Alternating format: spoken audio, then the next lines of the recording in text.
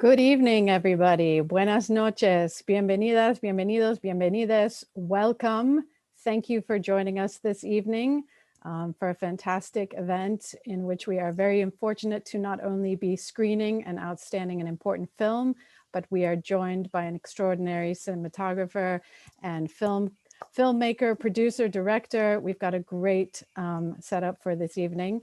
I want to thank you all for joining us tonight as part of our 6th Annual International Film Festival for the Department of World Languages and Literatures at SMU. And thank you for joining us in our virtual realm. I'm Talia Weltman-Cisneros, coming to you from Dallas, Texas, and also recognizing Wichita homeland and Black Lives Matter. So thank you for joining us, for being here today. Before we get started, I want to thank our sponsors and our generous supporters of this year's film festival, the Department of World Languages and Literatures, SMU Libraries. A big thank you to Rob Walker, the director of the Norwick Center for Digital Solutions at SMU Libraries. Thank you for all your help in getting us set up for this evening in particular. And thank you to the SMU Residence House and Student Housing for your generous support of this event. And of course, a big thanks to Arya Cabot from the WLL Tech Center. Thank you for your support.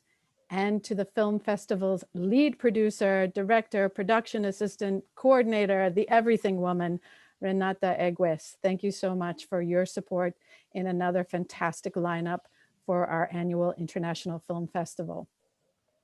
Before we get going, I would like to introduce our special guest this evening. We are very, very fortunate in our virtual realm to have an opportunity to come together from all over the world. And tonight with us, we have Carlos García Campillo, who is joining us from Monterrey, Mexico. I'll go over just a brief introduction of some of the fantastic successes and history and productions that Mr. García Campillo has developed and created in his film career.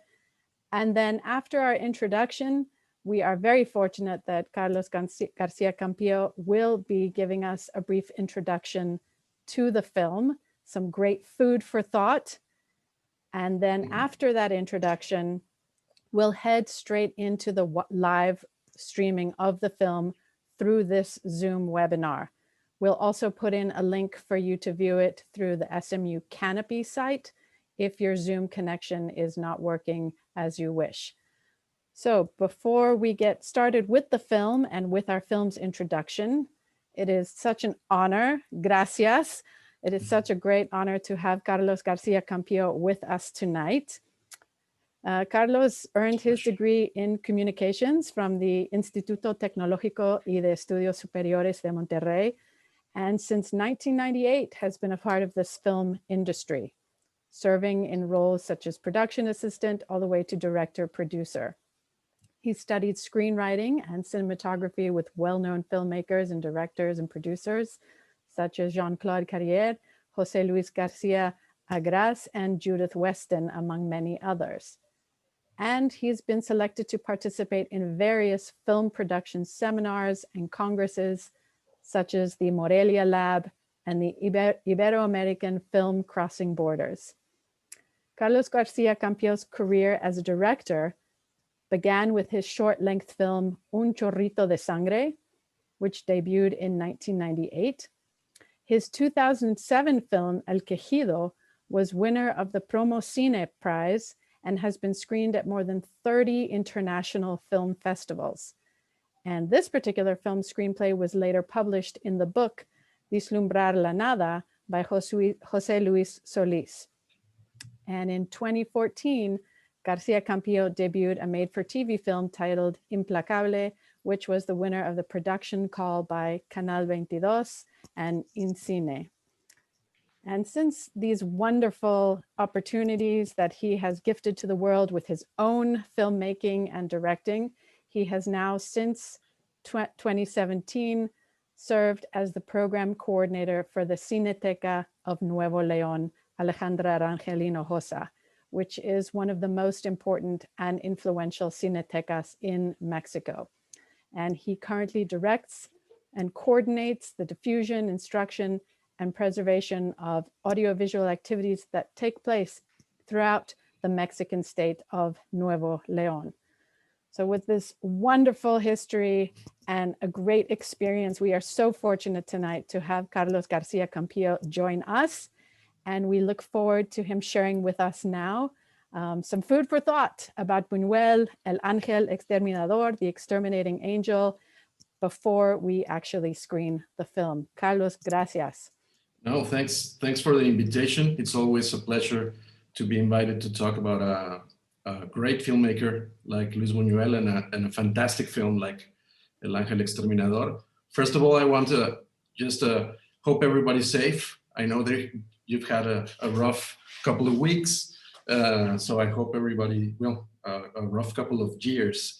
And I hope everybody's safe, and thank you, Talia, and thanks for the festival, and thanks everybody for the invitation.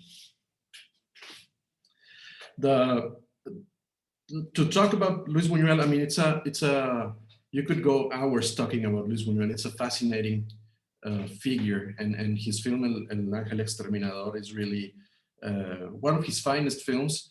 It's always in the list of 100 most important films in history.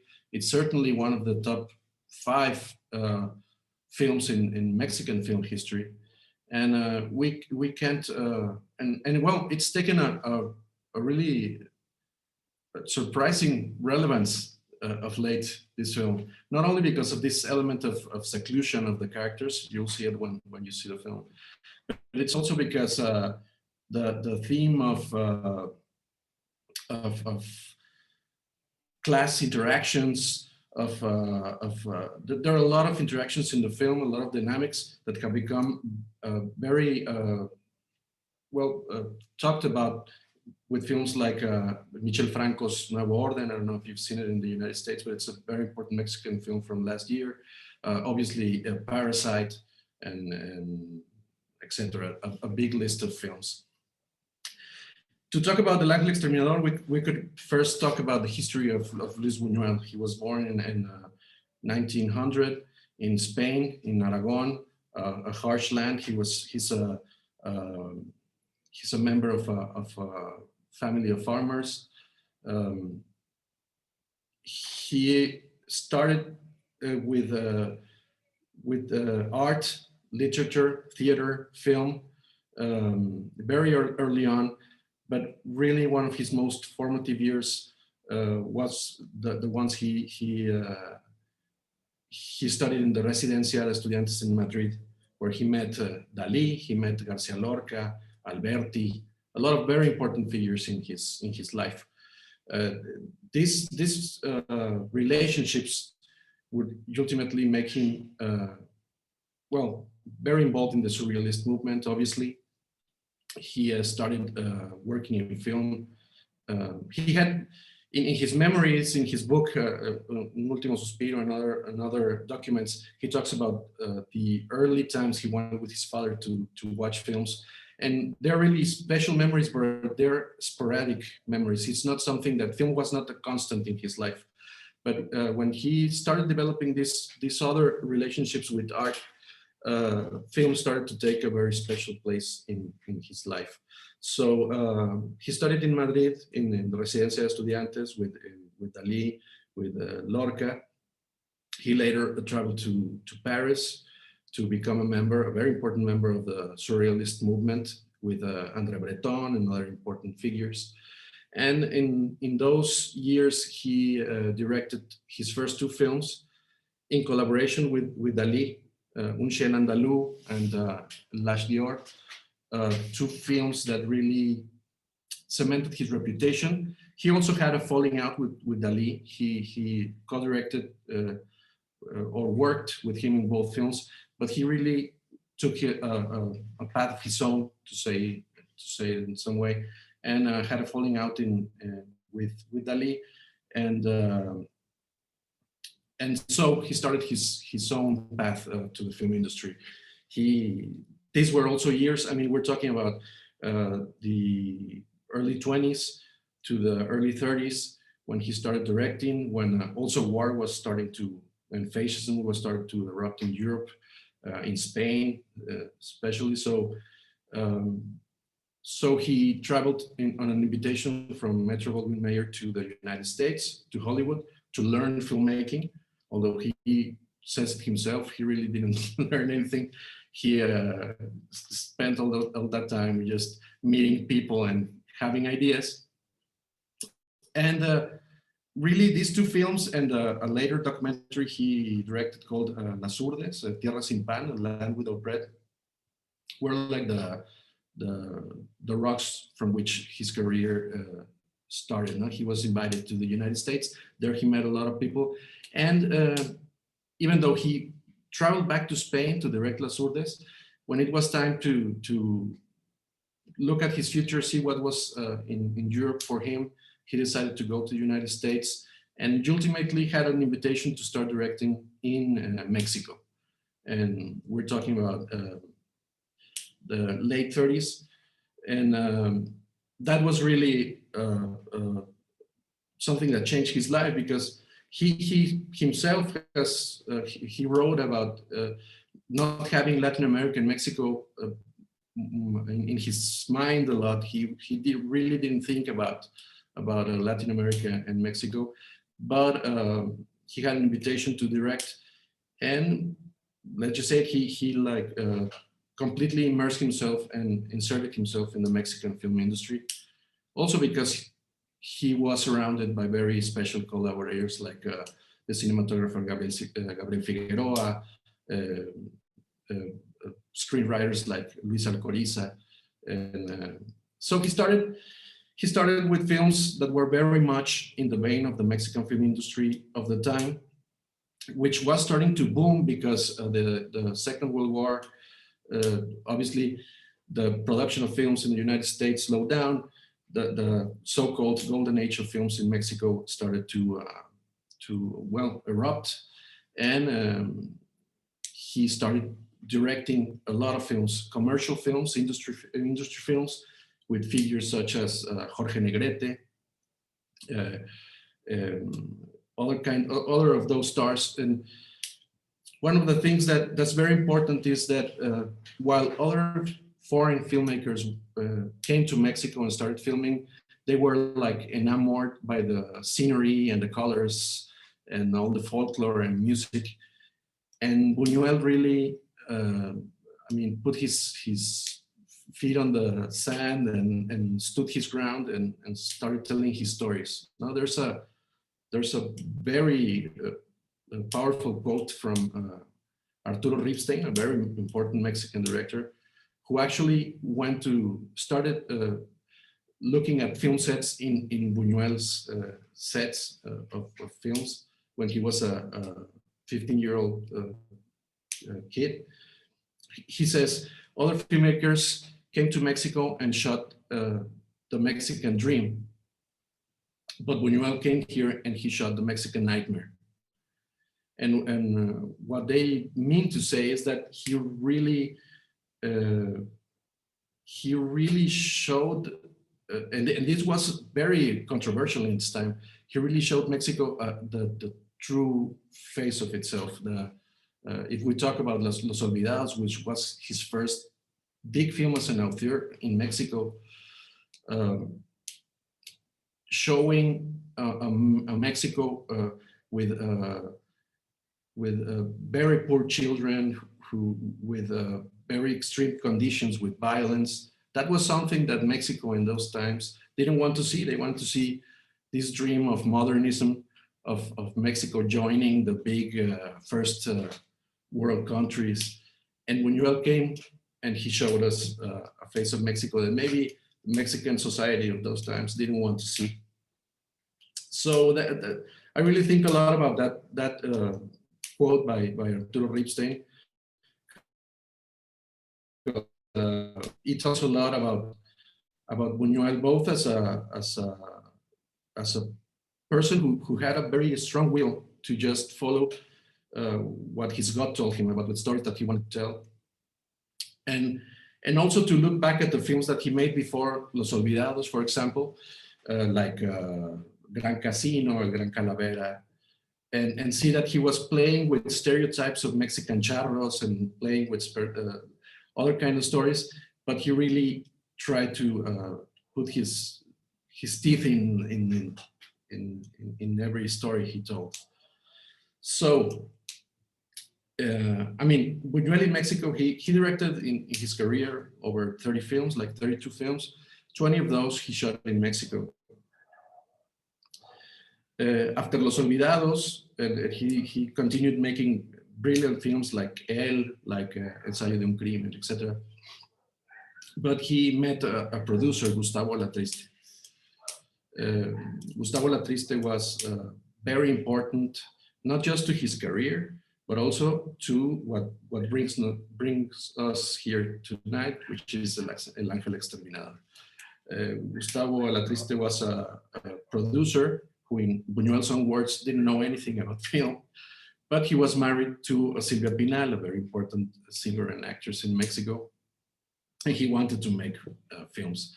So he gave Buñuel carte blanche to make the films he wanted, and the first film they collaborated in was Viridiana, a film that I urge you all to see. It's a beautiful film, also always in the top 100 lists of best films in the world, and etc., etc. A film that stands on its own. And the second film they collaborated with, I mean, Viridiana had success in international, in Cannes, in international festivals. So Gustavo Alatriste told Buñuel, you know, you can make any film you want. I can do whatever you want. And there was this story about a group of aristocrats that had a dinner party and mysteriously couldn't leave the room where the dinner party was taking place.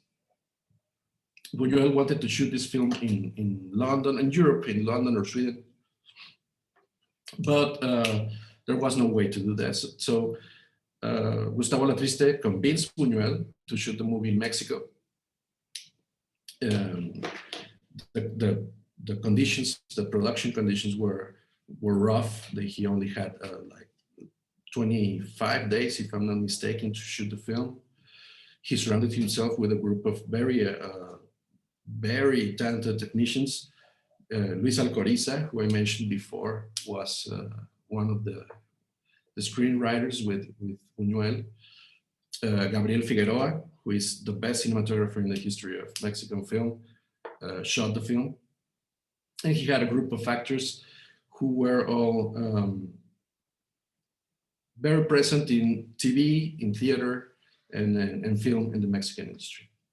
So he took on this challenge of making El Ángel Exterminador, which soon faced a lot of hurdles, a lot of stuff he had to overcome. First, he soon realized that his idea of making this film in Europe was the right one.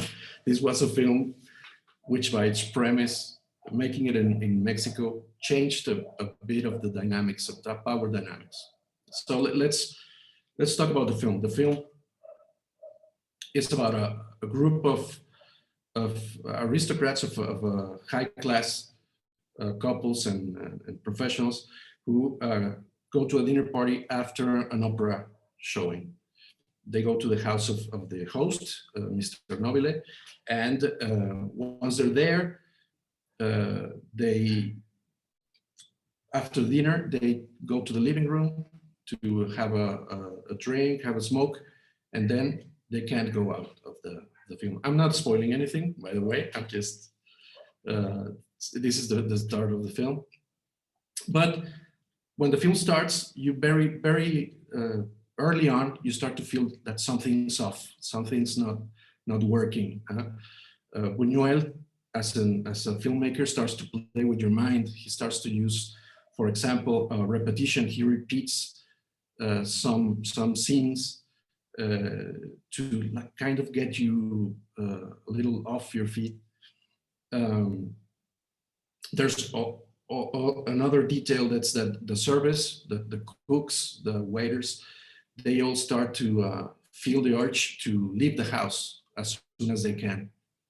So, I mean, this happens in the first 5 minutes, so I'm not spoiling anything. But it's very soon, this uncomfortable atmosphere starts to set in, and Buñuel sets the stage for what's coming. Yeah? And let me go back to something I mentioned earlier about why Buñuel wanted to shoot this film in Europe. He sensed that it was important to have a society that had a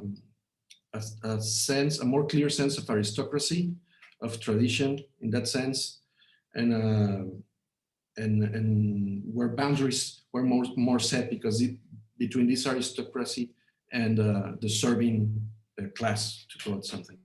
So once he took this script and that he wanted to shoot in London, and he sets it in Mexico City, these dynamics start to change, but it's also something very interesting what happens with the film, because now you have a society that is not traditionally aristocratic. There's no aristocracy in Mexico, but you do have a society that is trying to ascend to something higher, to something I mentioned earlier, to be part of a modern society that is part of the first world or of the modern world.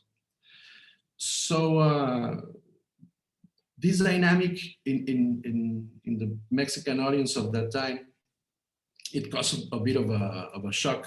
It was more of a comedic thing to see someone trying to be something that they're not, than really a clash of class, to call it something like that. There's also another interesting thing about the film, which is all the imagery, all the surrealist imagery, all the political context that a lot of critics, a lot of analysts have given the film. Because once you read Buñuel's biography and interviews, you start to realize that a lot of that imagery was just set,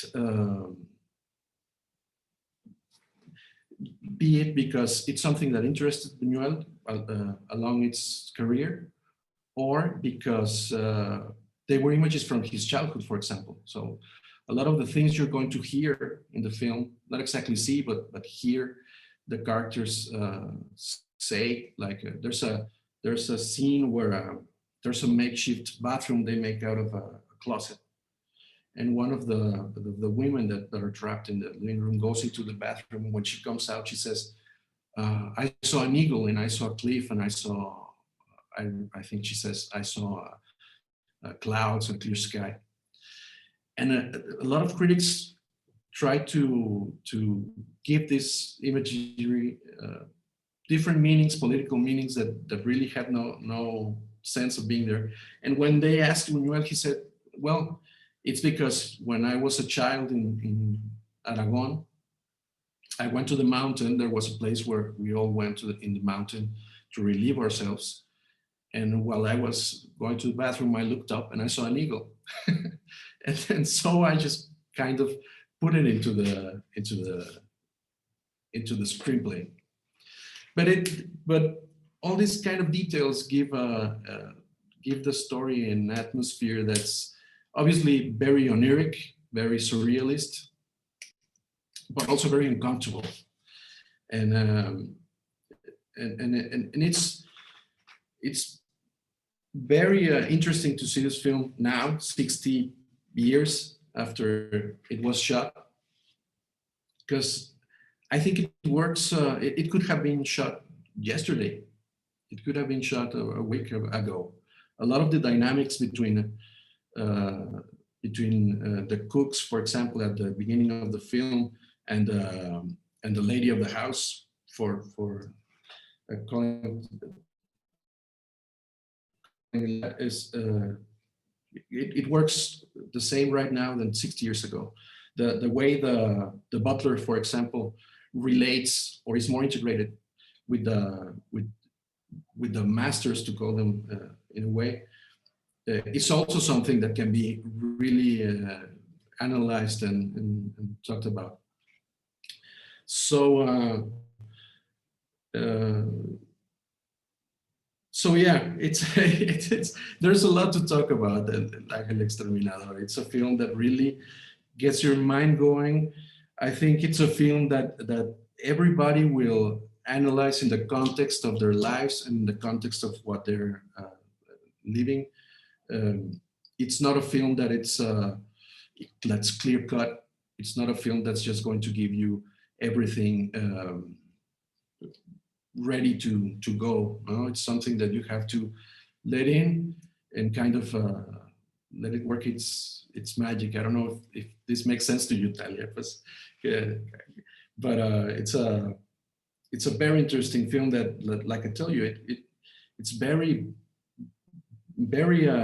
contemporary.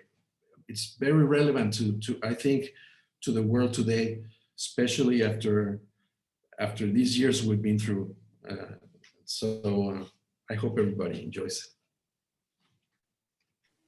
Gracias. Thank you, Carlos, so much for that background, obviously, into Buñuel's history in the surrealist movement and for the film itself. And as you said, something that was produced in El Siglo de Oro Mexicano, del Cine Mexicano, the Mexican golden age of film, but can be so relevantly, speak so relevantly to today, 60 years later. And I'm excited for us to take the journey in viewing that together. And thank you for giving us some great food for thought. And as you said, to be able to digest the film as we view. And after, I invite everyone to please don't log out when the film concludes. We will have a Q&A session with Carlos after the film, where you'll have the opportunity to continue the conversation, ask questions, and really work out together what this film meant in Mexico in that time, and thinking its connection to a global audience as well, and what it means taking this film up again now, 60 years later, in our current dynamics, in our local/global virtual realms that we all are connected in. Quite surrealist what we've been living through. So I think it's quite fitting that we have picked up this film this year. I invite everyone, the advantages of Zoom. You're probably in your pajamas already. So sit back, relax, enjoy the show. In the chat, I am going to post the website for Canopy, which just in case your viewing through this webinar is not successful, you can also log into the Canopy link that I have just provided in the chat, and try that if your Zoom streaming of this film is not working for you. We will be streaming it live now.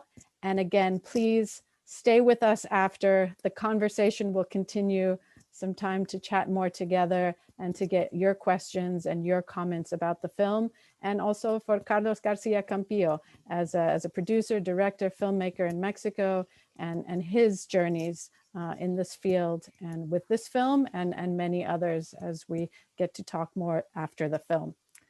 At this point in time, please join us for viewing El Ángel Exterminador, the Exterminating Angel. And I will let our next showing of the film follow through now. Thank you.